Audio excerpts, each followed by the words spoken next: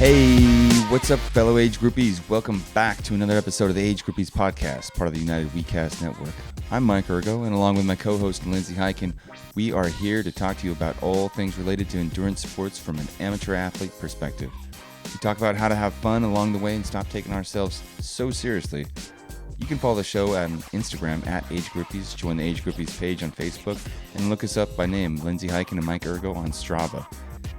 If you guys have any questions, comments, or topic ideas, feel free to email us, agegroupies@gmail.com. And if you like the show, please leave a rating and a review on iTunes or wherever you get your podcasts, because it really helps us get this show out there. All right, you guys, today Lindsay and I talk about the off-season. You know, that time where generally most of us do not have a training plan to adhere to. It's been something that I've been working on the last few years, and sounds like the same with Lindsay, so hope you guys enjoy it. Anyways, let's get to the show.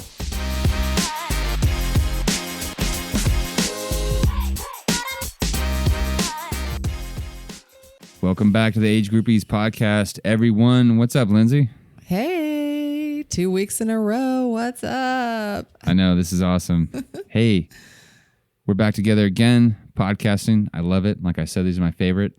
Before we really get into talking about the off season, I wanted to read a couple of reviews that we've gotten. So thank you guys for leaving reviews. Yes. Helps us out in our ratings, and it's cool to read to know that people actually listen to what we're putting out there. So the first review, it came on November 24th from SBRRBS.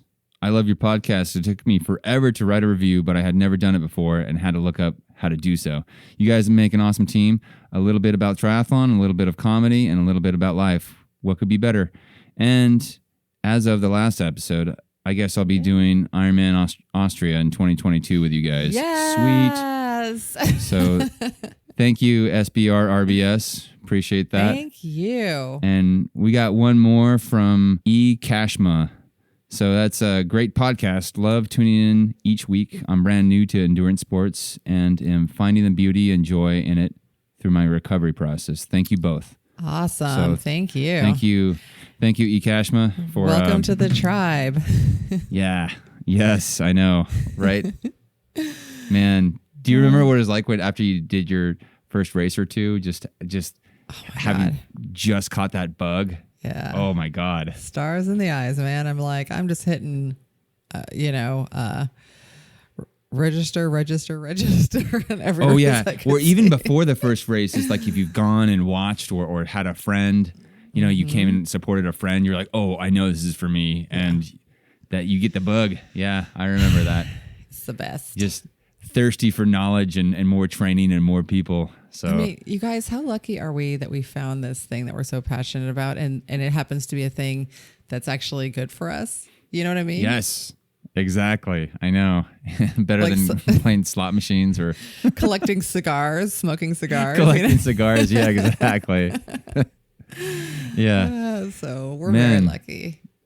So very lucky, and I think both of us this year are very tired after a long race season. So I am officially in the off season. You are officially in the off season. Yeah.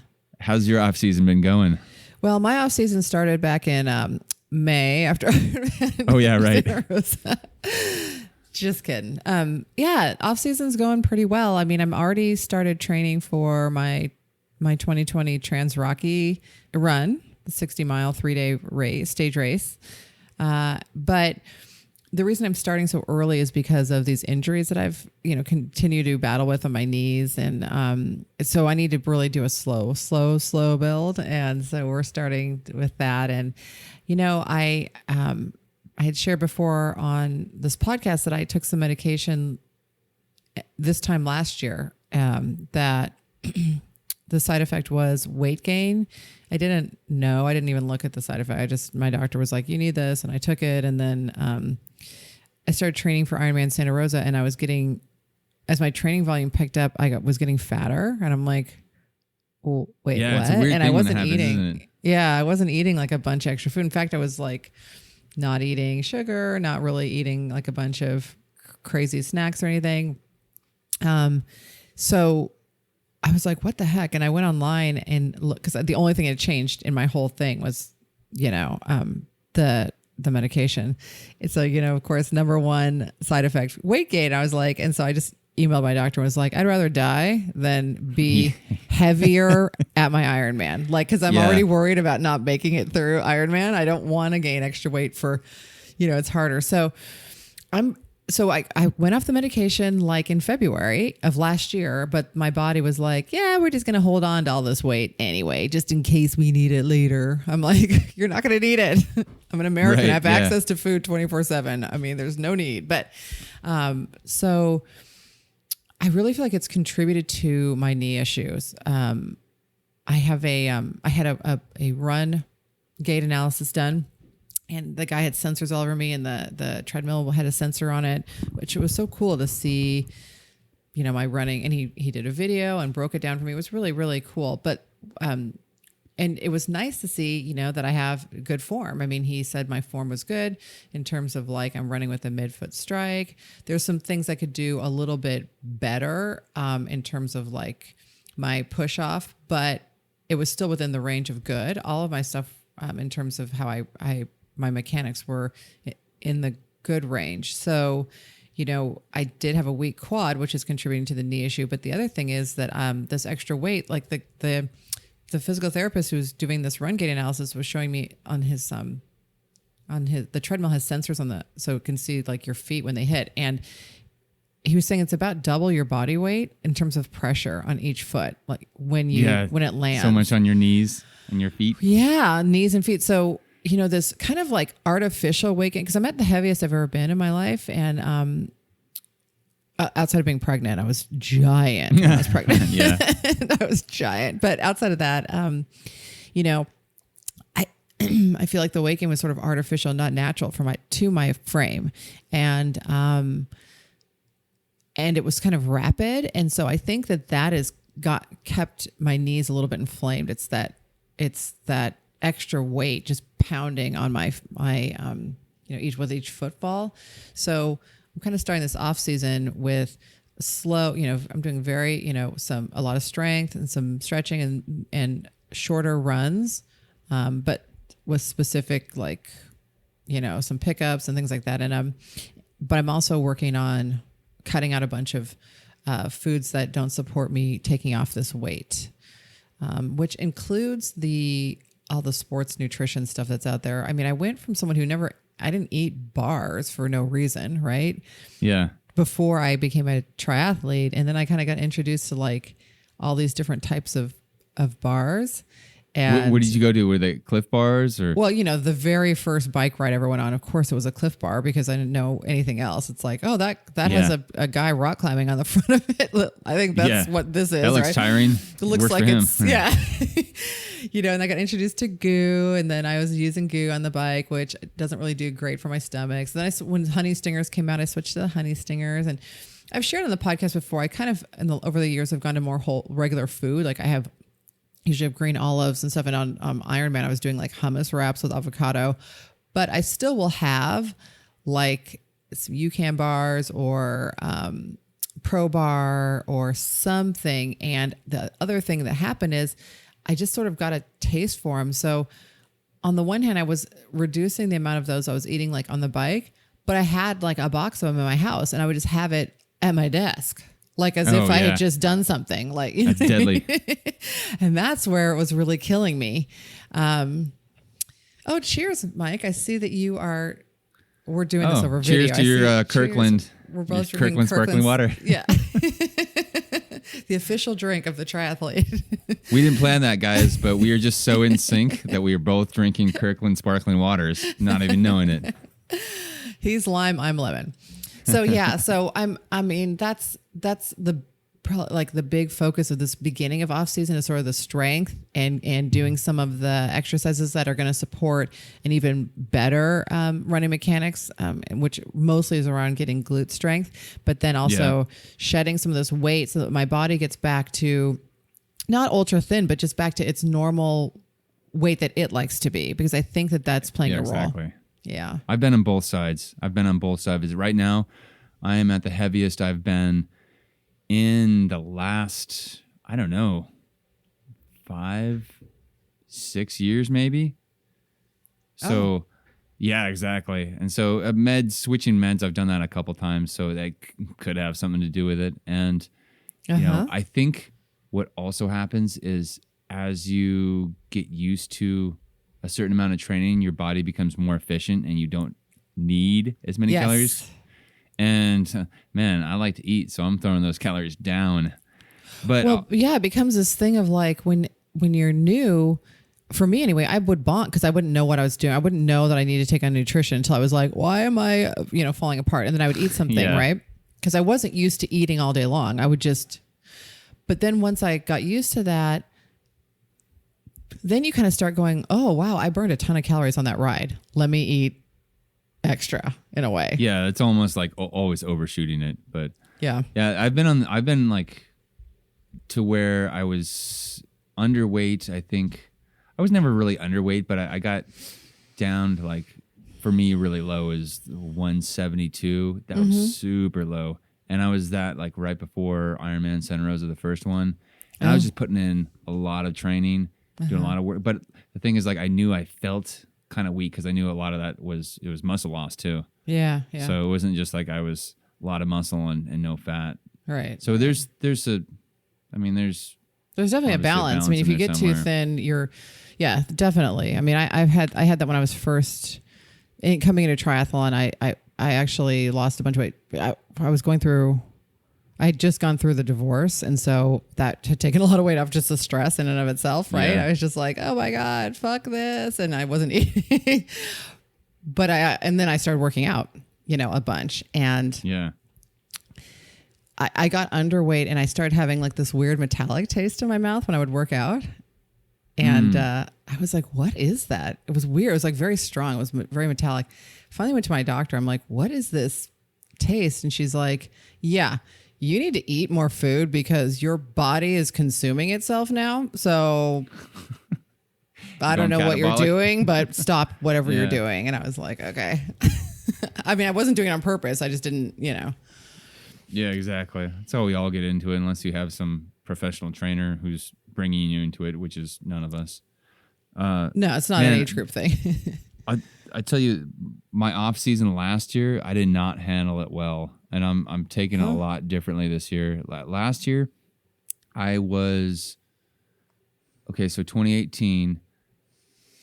I really 2017 and 2018 really just merged together to me because I did my first full Ironman in the summer, and then did Kona just a few months later. Jeez. And then they switched, the full and the half. And so I did. Right. I was signed up for Santa Rosa already. I was like, yeah, I want to do that again. And then it was in May now. So I'd done 3 of them within 10 months, and I was like, my body was, I did not. That's insane. It was. And then I did the Santa Rosa half summer of 2018, and after that, I just need to stop. I don't want to look at training peaks. I don't want to look at my bike. I don't want to look at any of this. Yeah. I was burnt, so burnt. But then the thing is, I didn't have anything planned, like physically, and so mental health decreased pretty rapidly. Yeah, I was just not feeling good. So I set myself up a little differently this year. And after my last race, I've been doing a lot of, I hired a personal trainer, and I'm doing a lot of strength work. Nice. And I had a nice long session today. My coach, Jeremiah at Synergy, was just destroying me again. He destroyed my chest and arms so much that in between sets of bench and other stuff we were doing, he said, all right, I want to see how many push-ups you can do right now. And I barely got a second push-up up. So just like, that's how destroyed. I'd never been that destroyed where I could not do more than less than 5 push-ups before. That's my baseline, by the way. That's just how I come. I can do 1 or 2. So he's like, that's how we're putting in some work. That's what I'm talking about. And so I said, oh, okay. Oh, this wasn't just to embarrass me. I get it. But this, it's fun. I really like it because I loved lifting weights before. It was like the main thing I did. And I forgot how much I loved it. So that's been cool. That's been really fun to do. And you're going to be so strong for Kona next year, which is going to be awesome. Yeah. I mean, what's nice about it too is I know it's setting my legs up well, my back up well, my chest, like it's setting my body up to use the correct muscles and not recruit from other muscles, which will lead to bad form and injury, limited range of motion, injury, all that stuff. Yep. So I hear you. Yeah. So let me ask you this. What was, you said when you didn't handle the off season last year very well, what did you do or what didn't you do? Or why do you say that you didn't handle it very well? I'll tell you what, I was trying to eat Sonoma County out of red vines. That's for goddamn sure. I noticed my mood was just down. Like I didn't want to work out because it was in my mind, it was just associated with triathlon training. Mm-hmm. And I was tired of that. And I didn't have anything else set up. I mean, even doing a fucking Zumba class would have improved my life a lot. Yeah. You know, that would probably would have been awesome. Water aerobics, anything totally different where I was moving my body. And then, you know, we all know how good you feel after you do stuff like that. Yeah. Any kind of movement. But I wasn't doing it because it was just like, I don't want to go to the gym and run, bike, or swim. I don't want to lift weights by myself. I don't know. I was fried mentally too. So unless I joined a class, you know, I was not going to come up with stuff on my own. Sure. So, yeah. That makes sense. So what got you out of that funk and then on the path again? Did you register for something or how did you come out of the red vine haze? I came in out of the red vine haze and the Haagen-Dazs haze too. Oh my God. Yeah. It was you know, Tough Mudder. That was it last year. So like when I did it with Sarah and some of our RWV friends in 2018, I finally it was a few like okay, so that was October. So yeah, I had August and September and some of October off, and then I didn't train for that at all. It was just fun, just pure fun. Yeah. And after that, my daughter Addie, she's 6 now, and last year she was looking at like videos of what we did because she was asking us, and I said, "Oh, we did this thing called Tough Mudder, and you run around and jump in the mud and climb up ropes and ladders and monkey bars." And she said, "Whoa, is there something like that for kids?" And so we found that there's a kids Spartan race, and so I would set up obstacle course for her, and my son would follow along. He's 3, so he'd kind of like toddle along, tag along. Yeah, exactly. And it was just so fun to be like the obstacle course coach for my little daughter who wanted just to keep doing stuff. Now what? And then we did that race together. So it was just play. It was just fun and play, and it was with my kids, and you know, just the novel experience, doing something new, doing something fun with other people. Mm-hmm. And then, I got in a decent rhythm, and then by then, you know, so that was like first week of December after that race, and so I looked at some more races. I was ready to think about starting a training plan for my next race. Man, I needed it. Whatever it was, I think for the off season, you got to set yourself up with something that's where you're moving your body, but you have to do it beforehand. Before you do your big event of the Yes, I agree. Yeah. I agree. Or else while you're thinking about it, it's like when you try to find a movie on Netflix and you just spend 2 hours looking at the movies and you're like, well, maybe I'll do this, maybe do that. And the whole while you're just eating red vines, and not right, doing guys? Anything. Yeah, exactly. I'm for sure there with you. And by the time I try to decide what I want to do for a workout, it's already time to get changed and go to work. You have something set up for yourself before you hit that off season. So you know, at least, even if it's low key, it's something you're doing you're around other people, or you're outside, or you're away from TV. Yeah. I mean, I think that's so smart.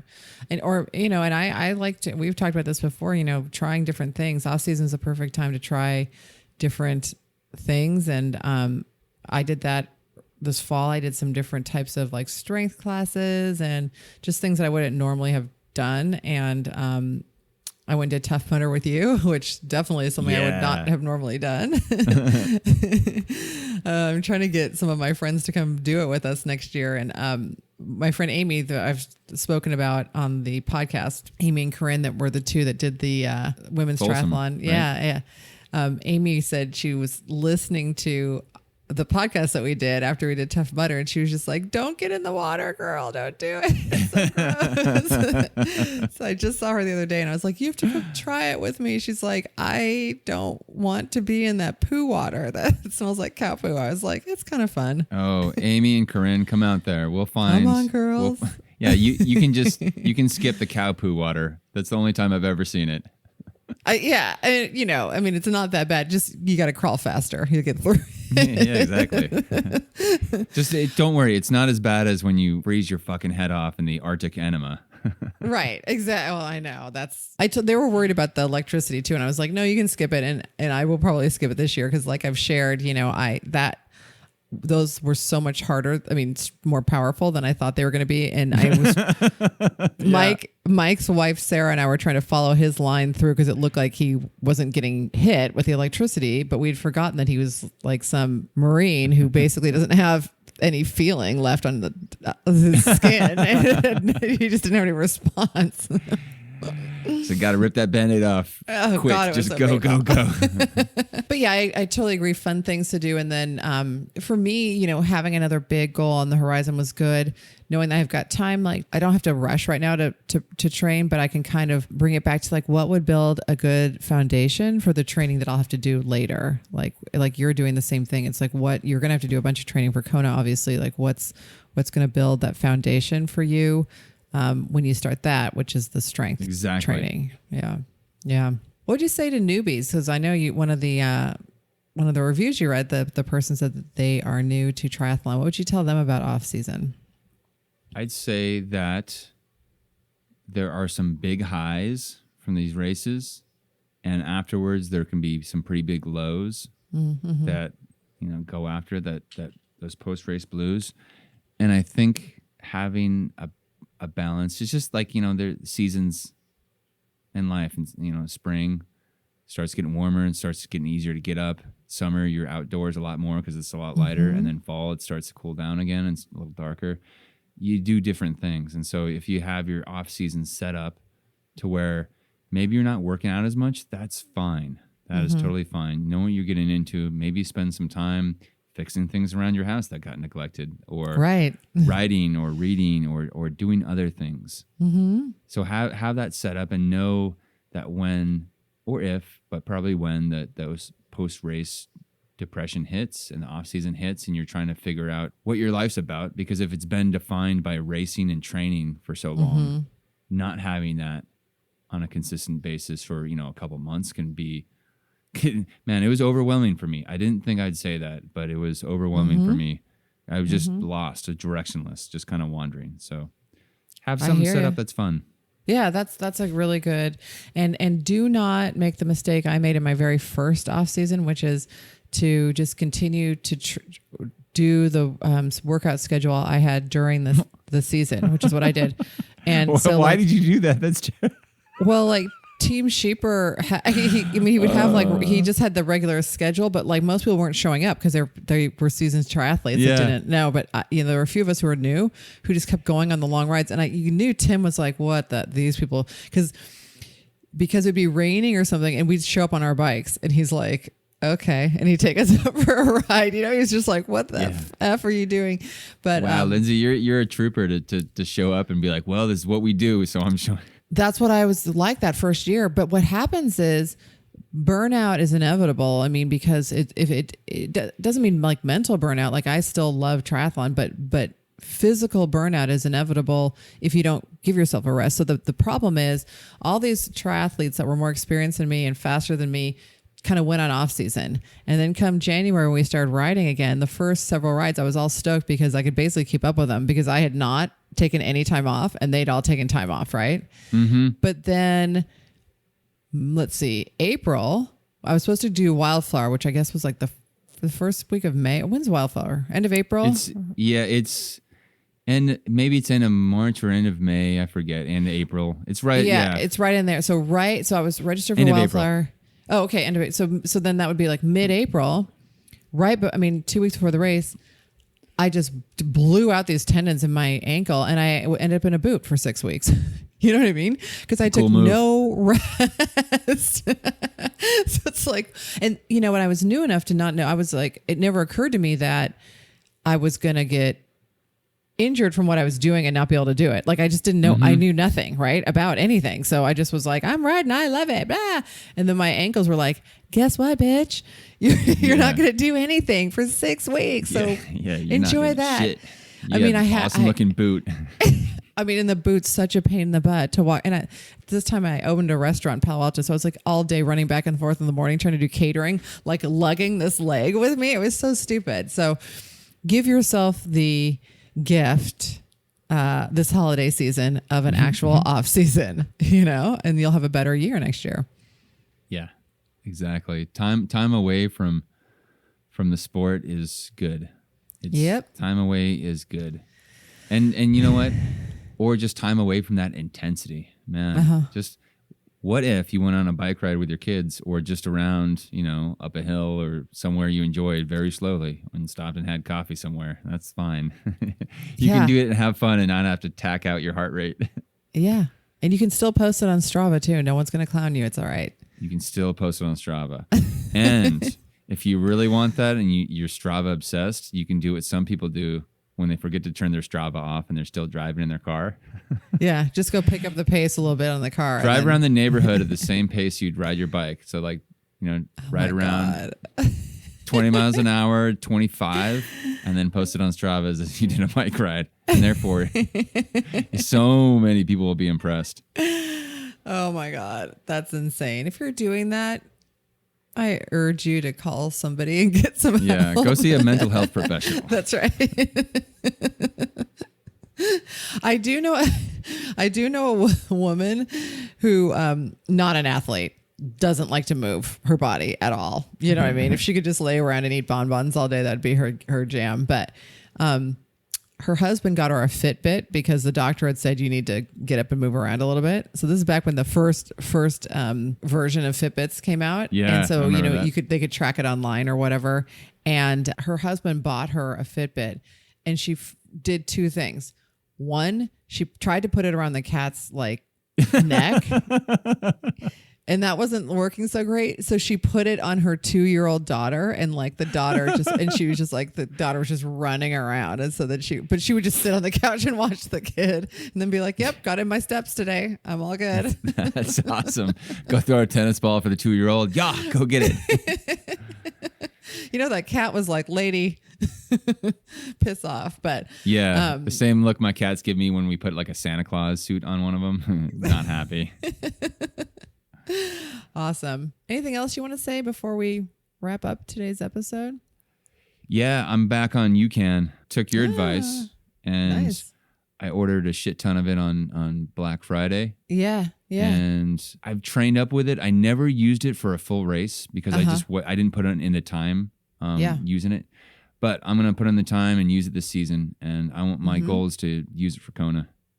Awesome. If you go back and listen to an episode earlier on before I started working with you, Matthew Bach.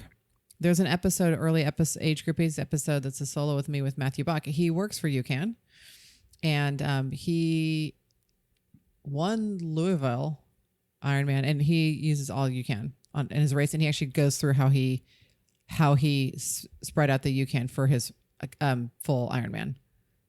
Awesome. That's what I'm going to be checking out. Yeah. Cool. Well, you got anything else for us before we part ways? No, I think this is the episode that's going to drop between Christmas and New Year's. So I hope everyone had a happy holiday and happy New Year's. 2020 is going to be freaking amazing. Yeah. I'm so excited. I'm going to run in the Rockies and my boy Mike is going to be at Kona. Don't forget to sponsor him. And I'm sure that you guys all have lovely and exciting challenges coming up. And we'd love to hear what those are. So share with us on our social media. Yes. Keep letting us know what you're finding useful and what you want to hear. Let us know in those comments. Awesome. All right. Cool. Happy New Year's, everybody. See you in 2020. All right. Bye. Bye.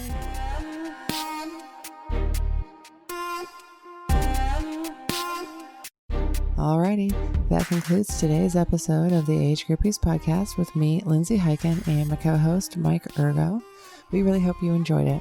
You can follow the show on Instagram at Age Groupies, join our Age Groupies page on Facebook, and look us up by name, Lindsay Hiken and Mike Ergo on Strava. If you have questions, comments, or topic ideas, feel free to email us at agegroupies@gmail.com. If you enjoy the show, please leave a rating and review on iTunes or wherever you get your podcasts, as this really helps us get more exposure while we try to grow this little venture. And of course, if you have friends you think might like the show, please be sure to share it with them. But for now, thanks for listening, and we will talk to you next week.